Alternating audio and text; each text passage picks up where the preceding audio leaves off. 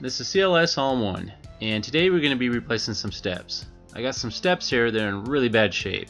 They are severely sloped towards the house, causing a negative drainage towards the foundation. Unfortunately, we can't repair these. The concrete itself is not in that bad a shape, but if I was to try to jack it up, the concrete would just break and crumble. So we're just going to start over and build a new set of steps. So we're going to start with getting this wood extension off the top here, and then we're going to have to jackhammer the concrete. So here's some views of the existing set of steps. That red line represents level, and that's how bad it is. Here's some more angles of it. So there's just no repairing this, we just got to get it out of there. And eventually this is what we're going to have in place of it. We're going to put a wood porch in there, a freestanding porch that we can adjust if needed in the future, because we have a lot of settlement issues here. Alright, so we're going to be using a jackhammer. This is a 90-pound jackhammer. And I got a big air compressor also that we're using that I had to rent. And we're going to be tearing that up. So we're going to take this wood off first.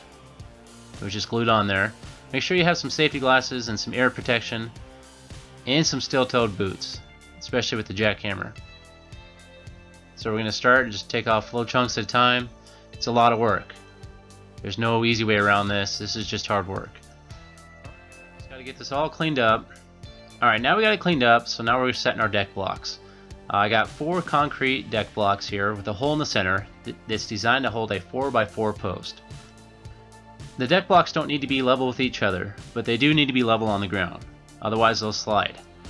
So we got them nice and level underneath of them. I've made some measurements where my post should be probably within a couple inches. So we might have to adjust them back and forth, but we can do the fine tuning after we build our base. So let's get started and get the base built. So I'm going to be using a 2x10 material for the base. So the base is going to be built with a 2x10 pre-stained true red tone wood, and it's going to measure 47.5 by 47.5. I'll be using a 3-inch torque head bit screw T25 to construct the base. There's a closer look at it there. So we're going to get this built. So we're basically just building a square, and then we're going to put a support in the very middle also. We got this all built. Now we're going to get our base in perfect position, and then we're going to adjust our blocks. So the blocks in the back are going to have to be set a little ways from the corner because of the foundation, but in the front we're going to put them right at the corner. So notice both of these are lined perfect with the corner. So now it's time to put our posts in. So I'm just going to shimmy the base up little by little until it's in perfect position. Another way of doing it would just be to keep blocking it up little by little, but I'm just going to use the post and just move it little by little until it's in perfect position. Once it's roughly in position, we're going to use a level and get it perfect. We're going to level the base out, and then we're going to level the posts one by one until everything's perfect. So we're real close here, just a little bit more leveling. Once it's nice and level, we're going to go ahead and use some lag bolts. So we're going to use a 4-inch lag bolt by 3/8. And we're going to pre-drill those holes before we put those lag bolts in. So we're going to get lag bolts on all those posts and on that middle piece of wood, and that's really going to give us some nice support. Now we're going to go ahead and chop off one of these posts because this is where the stairs are going to be.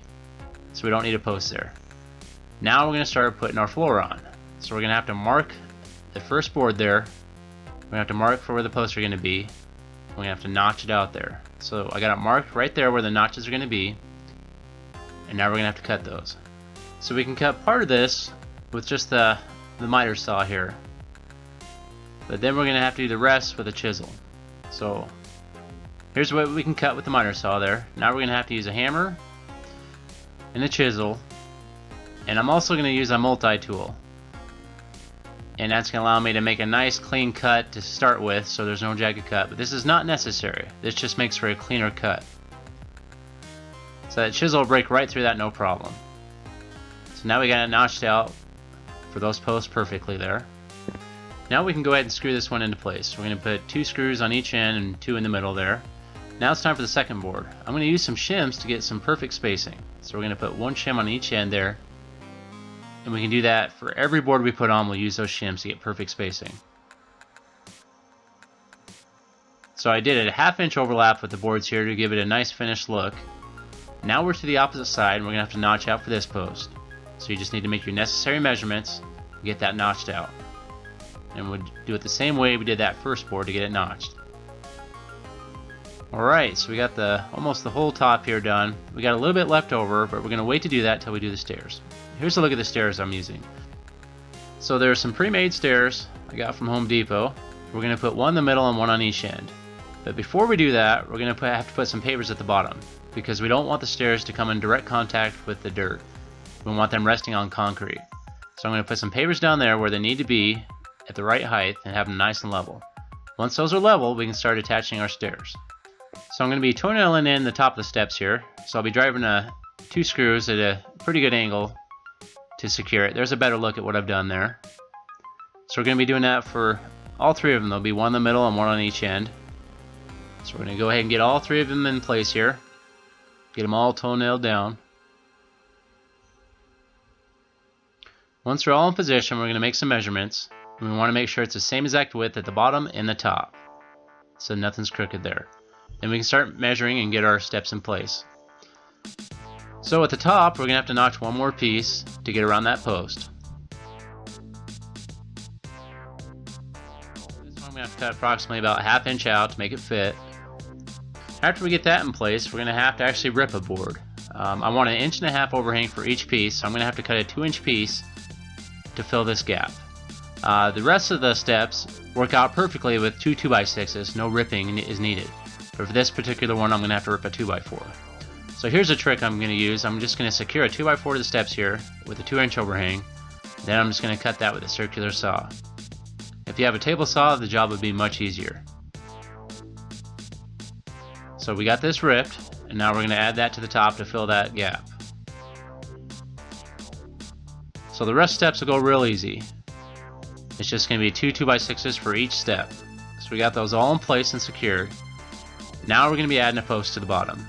So this part's a little tricky. To make this nice and sturdy, we're going to have to attach this at multiple parts on the stairs.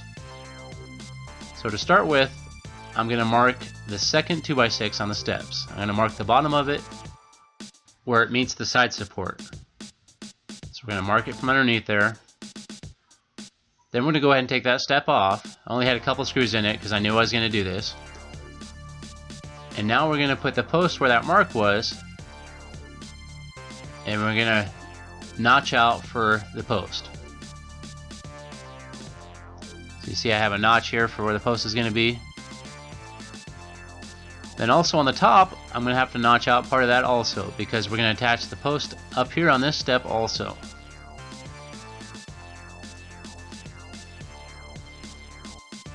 And that 4x4 is going to fit perfect between both of these. So we're going to get those both back in place now, get them screwed down, and then that 4x4 should fit right in there perfectly. So here's a better look at it now. So I've secured it on the side support here, and now we're going to add a 4x4 block underneath here to support the top of it better. So that's going to give it 2 secure points. So we're going to get that 4x4 block screwed in there, and then here's a look at where that 4x4 block is. So we got it directly behind it there, and now we're going to toenail the 4x4 post there to that support block, and we're going to do that on both sides. Then we're going to put a couple screws on the top through this step also. Now we're going to go ahead and cut the rest of our posts. So you're going to have to make a mark all the way around. We're going to be using a sawzall to cut it. So I'm going to be cutting them about 38.5 inches because I want them to end up 40 inches when I'm done. So we're going to do the same thing for all the posts on the top here. On the bottom post, we're going to use a level to get the true angle there. We're going to match the stairs there with a level and make a mark on both posts. And then from the front of the post there, from the mark we made, we're going to measure up, and that happens to be about 27.5, and we're going to measure from the same place on the front post up 27.5 inches, and that'll give us our mark for where we need to make our angle. Now we're going to hold the level on the top of the post up above and then make an angle mark there. So now we have an angle that's going to match the staircase there, and we're going to mark that all the way around so we can follow that with a sawzall pretty good and make a nice cut. So we get that cut in place, and now we match an angle pretty good. So now it's time to start building our top railing. So we're going to measure where it is to the inside of the 4x4 post here, and that's where we're going to make our 45. So it has to be a 39.5. We're going to make a mark there, and then we're going to use the square to make our 45 line. So we're lined up there, and we're going to go ahead and mark it. So my miter saw can't quite cut through a 2x6 at a 45-degree angle. It won't cut wide enough. So the trick I do is I go ahead and cut one direction, I flip it, and then I turn the miter saw the opposite way so I can continue cutting through the 45. So we're not going to screw this in place yet. What I'm going to do is I'm going to use the remainder of the 8-foot piece I used. There's going to be a 45 on the opposite half, and I'm going to use that to make sure that these angles line up perfect before I screw it in place. So here's the remaining piece of the piece I just cut. So that's what we're going to use to get this in perfect position and get exactly where we want. Then we'll go ahead and screw it in place. So we'll do 4 screws on that post, and then we're going to do a couple of screws on the other end. Now we can go ahead and attach the other piece. So that piece happens to be long enough. It fits on that side, but we're going to leave about a 3-inch overhang on this end. So I'm going to go ahead and mark that. Now I'm going to cut that at a 20-degree angle, and then I'm going to cut the very tip of it off straight. So it kind of rounds off the end there and gives a little bit of shape to it instead of just a square end. There's kind of a closer look at it there. It just gives it more of a finished look than just chopping it off straight. So there's how it looks from the side there. So we got that top rail in position now. Now it's time to put on that front piece. So I'm actually going to attach this from underneath. So what I've done is I've used a rough cut piece of 2x6, and I'm going to trace this exactly where the angle needs to be by holding it on the side there, and then I'm going to cut that. So this is a really sharp angle, so I actually had to hold this and cut it manually with the miter saw there. Then the opposite end, you need to determine where your length is and get that cut and rounded like we did the top piece. So I got about a 6-inch overhang, and then that angle meets the top there. So we're going to put some screws down here, and then we're going to put some screws up here at an angle just like this. So we're going to put 2 screws up here to secure this. Now it's time to put in our side supports. So traditionally you want to put them in between the posts, but because these posts aren't concreted, I'm going to put it on the outside to make it even stronger. So we're going to get our first piece in place there and cut a 45 at the end. Now for the next piece, we need to figure out what the angle is going to be here. So here's a trick. You can hold 2 straight end pieces right at the very corner and then trace a line. That's going to give us an angle, but that puts us at 34 degrees. So that's actually wrong. We need to divide that by 2, and that'll put us at 17. And that will be the correct angle we need for this.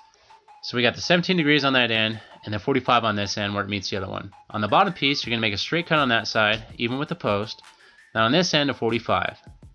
So that's where the bottom ends. So now on the top, we're going to do a 17 degree on one end.